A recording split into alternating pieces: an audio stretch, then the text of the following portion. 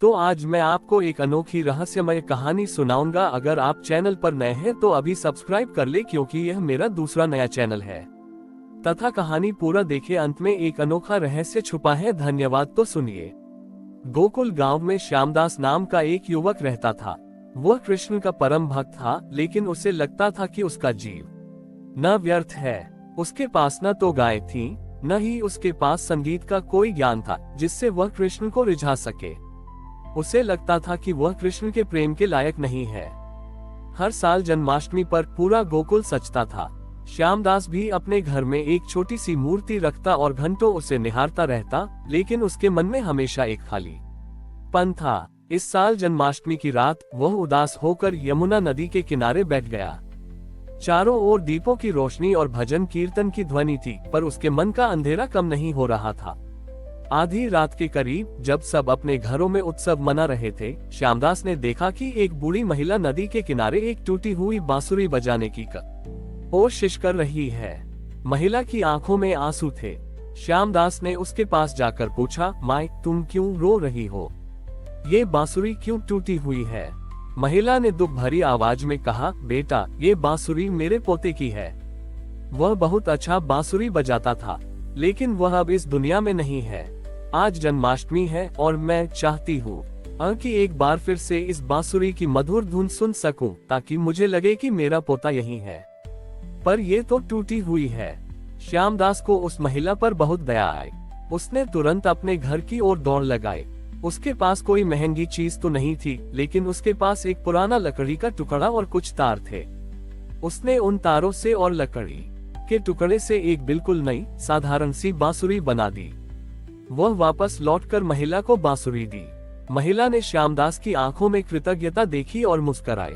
उसने बांसुरी बजाई। उस टूटी बांसुरी की जगह इस नई बांसुरी से एक ऐसी मधुर धुन निकली कि पूरा वातावरण शांत हो गया।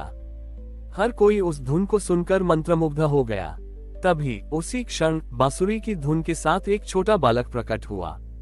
वह नन्हा बालक महिला के पास आया और उसने उसकी आंखों से बहते आंसू पोंछ दिए। बालक ने श्यामदास की तरफ देखकर मधुरता से मुस्कुराया और कहा, श्यामदास, तुमने अपने दुख को भुलाकर दूसरों को खुशी दी। यही सच्ची भक्ति है। तुम्हारा प्रेम ही मेरी सबसे बड़ी भेंट है। इतना कहकर वह बालक अदृश्य हो गया। श्यामदास समझ गया कि प्रेम और निस्वार्थ सेवा ही ईश्वर को पाने का सच्चा मार्ग है।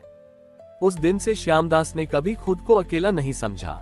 उसकी बांसुरी की धुन में, उस बूढ़ी महिला के आंसू में और सबके प्रेम में वह हमेशा कृष्ण को महसूस करता था। श्यामदास की आंखों से खुशी के आंसू बह रहे थे। बूढ़ी महिला और आसपास के लोगों ने भी इस चमत्कार को देखा और श्यामदास की निस्वार्थ भक्ति को नमन किया। उस दिन के बाद श्यामदास की बांसुरी की धुन गोकुल की पहचान बन गई।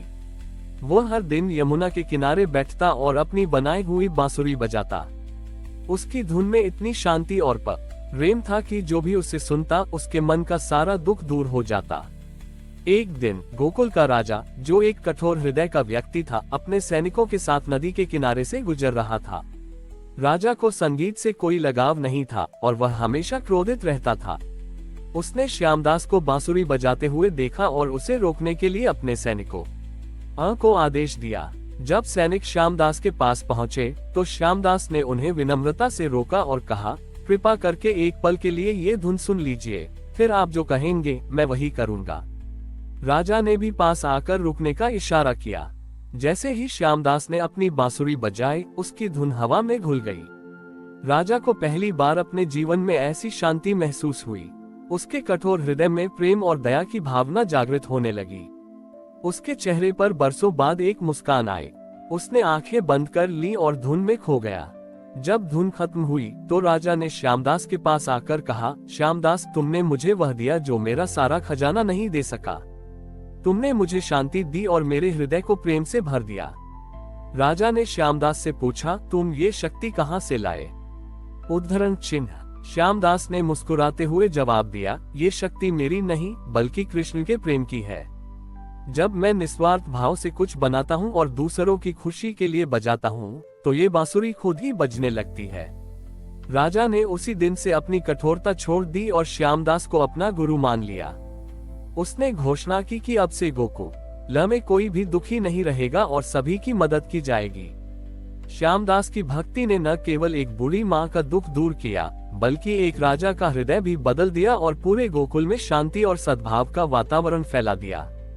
इस प्रकार जन्माष्टमी का त्योहार केवल एक जन्म का उत्सव नहीं, बल्कि प्रेम, सेवा और परिवर्तन का प्रतीक बन गया। राजा ने जब अपनी कठोरता छोड़ी तो गोकुल में सचमुच एक नया युग शुरू हुआ।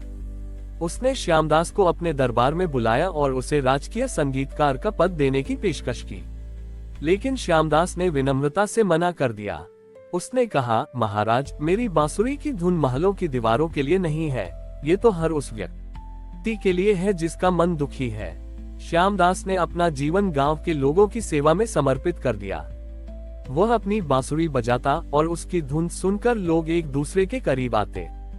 गांव में कोई झगड़ा होता तो श्यामदास वहां जाता और अपनी बांसुरी बजाता। उसकी धुन में ऐसी शक्ति थी कि झगड़ने वाले लोग अपना क्रोध भूलकर शांत हो जाते और एक दूसरे से गले मिलते। 1 साल बाद जन्माष्टमी का त्योहार फिर आया। इस बार गोकुल के हर घर में खुशियां थीं। किसी के मन में कोई शिकायत नहीं थी, कोई उदासी नहीं थी। गांव के लोग मिलकर श्यामदास के पास आए और बोले, श्यामदास, इस साल की जन्माष्टमी हम सब मिलकर मनाएंगे तुम्हारे साथ। गांव के लोगों ने मिलकर श्यामदास की झोपड़ी को फूलों से सजाया। उन्होंने उसे एक नए कपड़े पहनाए और उसे कृष्ण की मूर्ति के पास बैठाया। रात के 12 बजे जब कान्हा का जन्म हुआ तो श्यामदास ने अपनी बांसुरी बजाई। उस धुन में गोकुल के हर व्यक्ति का प्रेम और भक्ति थी। ऐसा लगा जैसे पूरे गांव ने एक साथ मिलकर बांसुरी बजाए हो। तभी उसी क्षण कृष्ण की मूर्ति में से एक दिव्य प्रकाश निकला। वह प्रकाश धीरे धीरे एक छोटे बालक के रूप में प्रकट हुआ।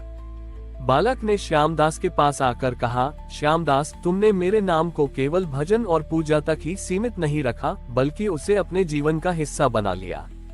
तुम्हारी निस्वार्थ सेवा और प्रेम ही मेरी सबसे बड़ी भक्ति है। बालक ने श्यामदास को गले लगाया और उस पल श्यामदास ने महसूस किया कि उसकी बांसुरी अब सिर्फ लकड़ी का टुकड़ा नहीं, बल्कि साक्षात कृष्ण का प्रेम है। उस दिन से श्यामदास की बांसुरी की धुन को गोकुल का कान्हा गीत कहा जाने लगा, जो हर किसी को प्रेम, शांति और सेवा का संदेश देता था। हमारी और भी आध्यात्मिक एवं अनोखी कहानियां देखने के लिए हमारे चैनल पर जाएं तथा धार्मिक एवं पौराणिक अनोखी कहानियां हमारे चैनल पर है। कृपया जाके देखें तथा हमारे चैनल को सब्सक्राइब करके रखें और वीडियो लाइक जरूर करें। धन्यवाद।